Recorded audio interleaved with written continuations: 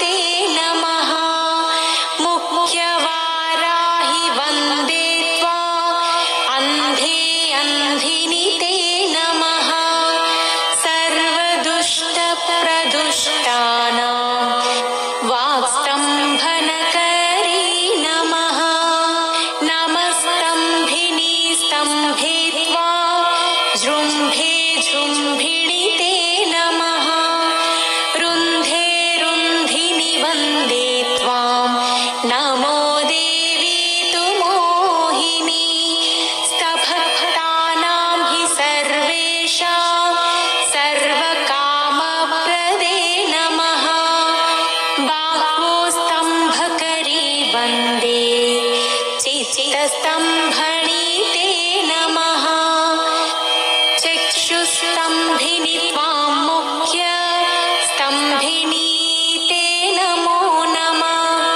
जगत्स्तम्भिनी वन्दे त्वां जिह्वस्तम्भनकारिणी स्तम्भनं कुरु शत्रूणां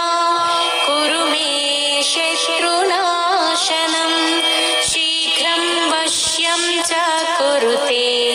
योग्नो वाचात्मिके नमः चतुष्टयरूपे त्वां शरणं सर्वदा भजे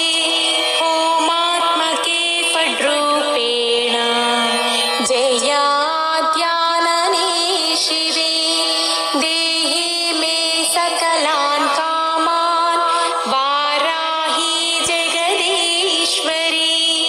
नमस्तुभ्यं नमस्तुभ्यं नमस्तुभ्यं नमो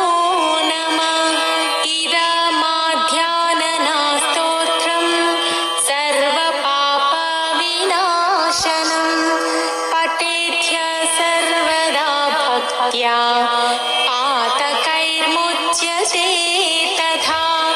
लभन्ते शत्रवो नाशं दुःखरोग